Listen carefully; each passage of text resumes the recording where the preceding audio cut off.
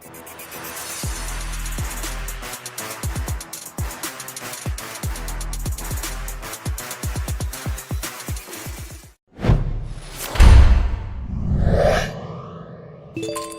everyone, this is Uri Peleg for Gorilla Poker.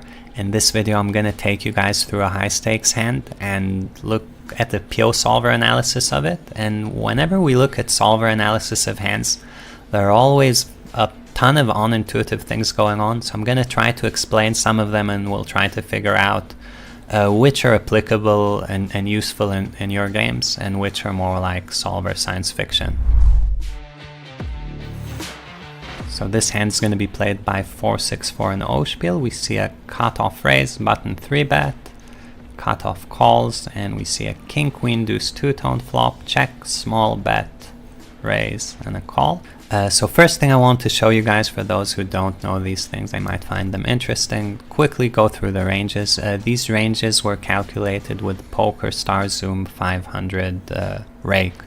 Generally, when the rake structure changes, the ranges will change a little bit. The 3-betting range looks like this. So we have these premium hands always there, jacks plus, ace king offsuit, ace queen suited, and then all the kind of good stuff around them, whether it's pocket pairs, suited aces, offsuit stuff, is mixed, like sometimes calling, sometimes 3-betting. The defense range for the out of position player is missing the premiums, but then it's similar types of hands, pocket pairs, suited connectors, suited broadways, with the better ones being overly represented than compared to the worse ones. So more nines than deuces, more ace jack suited than ace nine suited. And there's a tiny bit of offsuit stuff. These hands get in there more when the rake gets lower or the sizings get smaller. Let's take a look at the sim. So we have king queen deuce two-tone, out of position is forced to always check. At this point, when you first look at the sim, I find it useful to click this equity button. This shows us a big picture view of what's going on. And we see that the in-position player, the 3-better, has a big equity advantage on king queen deuce two-tone, and the big equity advantages often result in high-frequency c-bet strategies, which is what we see here, with a small size betting every single time. So pretty much betting every hand in his range, whether it's 2-pair or 4s. Out of position player is going to respond again. The response, the fact that he's folding so much, is connected to his low equity on the board. If he had a higher equity, you'd often see the fold amount drop. The check raise node, it's based around deuces and king queen for value, and we can see the response of the in position player. Obviously is going to call ace queen, and here most people would move to the turn, but I always like to look at everything that's going on and make sure it makes sense. And here there was something where when I looked at the sim didn't make sense to me. And that's that queen jack suited was folding. But then pocket tens was calling. And I think this is a really weird unintuitive effect. I would hazard to say, you guys can tell me if you agree with this or not, that in a real world environment, the guys you're playing against would always fold tens and always call queen jack, and they wouldn't consider any of those decisions close. So seeing the solver do the opposite makes me curious, first of all, why? And second, how much can I trust the rest of the conclusions that are going to be here, given these hands are now either not in the range or yes in the range? And the answer is not as much as you might think. When you look at the check raising range, like we said, it's based around king, queen, and deuces. That means that queen jack is pretty much drawing dead. If you improve on a queen, you're still losing. And if you improve on a jack, you're still losing. So the hand can't really improve. Look at tens, on the other hand, specifically tens with a spade. On any 10 that comes, you're beating deuces, you're beating king, queen, and there's no flush because you're holding the 10 of spades. So this hand is actually drawing to something pretty nutty, and you can see this in Equilab, where versus king, queen, deuces, tens has 15% equity, while something like queen, jack of hearts would have 5% equity. So I think this is a useful thing that we can learn from the solver. where we're used to queen jack being good, but when we're facing very polarized ranges, very tight ranges, sometimes a pocket pair can have higher value than something like middle pair, and who knows, maybe higher value than something like top pair. So on the turn 10 of clubs, 4-6-4 bets half pot-sized bet, and Oshpiel decides to call. Tough decision for Oshpiel. I think even though he has a pair and a gut shot, the pair is not going to be very good. The gut shot is to a 4 straight, which makes it very visible and not as valuable as normal gut shots. And he's going to have a lot of hands like ace queen, ace king, aces. So tough decision with those at this point. And look at the turn, and whenever I look at turns, if you hit Control H on the solver, you get this again bird's eye view window where we can click on out of position EV and see which turn cards are better or worse for him, and this is always going to be connected to the strategy. So rather than looking at the strategy for this specific turn, we want to know what are the good turns and the bad turns, and we're generally going to be more aggressive on the good turns and more defensive on the bad turns. So here we see that board pairing like a deuce or a king is pretty bad for the out of position player. Queen not as much, which is something you need to ask yourselves about. I think it has to do with ace queen and queen jack, queen 10 getting check raised sometimes. Draws coming in, so the flush coming in, or a 9. Are really good for the out of position player, and yeah, when we click these, you can see on a 9 a 63% betting frequency, on a spade 100% betting frequency. So some of these cards are super good. On a deuce, which is the worst card, everything checks. So this map is really useful for understanding what's going on. But there's also something a bit odd here, because king queen deuce 3 through 8 are bricks. But there are EV differences between them. On a 3 there's 40% betting, on a 6 there's 30% betting, but the cards seem identical. So it's important again to understand what's going on here, so we know how much we can trust what's happening here. So when we look at again the out of position range, you guys can see these small amounts of 3s, 4s, and 5s. These hands check raised on the flop in solver land. And if they're in the range, obviously a 3, 4, or 5 falling would be a lot better than a 6, 7, or 8 falling. But is this a real effect? I would have to say no. I think in a real world setting, people are not more likely to check raise 3s than 7s, and actually they're probably raising neither of those hands. So this is kind of a fake effect, and the entire strategy, like I said, in a lot of these spots becomes suspect. But we can still learn some things from this. We could ask ourselves the question, well, why are 3s, 4s, and 5s raising over 6, 7s, and 8s? 6s is folding and 3s is raising, and 6s is a better hand than 3s. So there has to be a reason for this.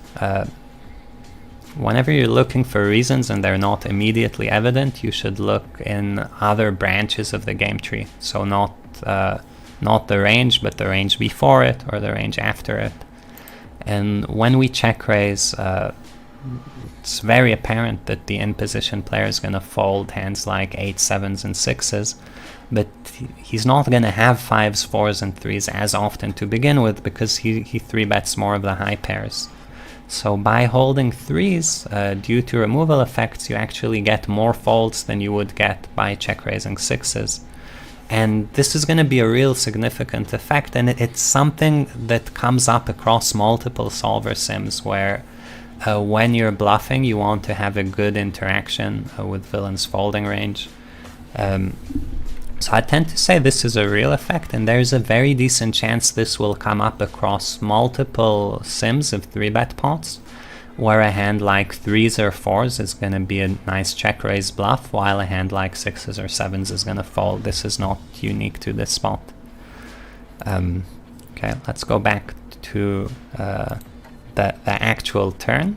So when we look at the 10 of clubs, first question I always have is what to do when I turn a pair like a 10-9 of spades or a jack 10 or an ace 10, because I have a draw and I have a pair and I'm not sure whether or not to bet it. And here we see that the solver likes always betting, which is good to know.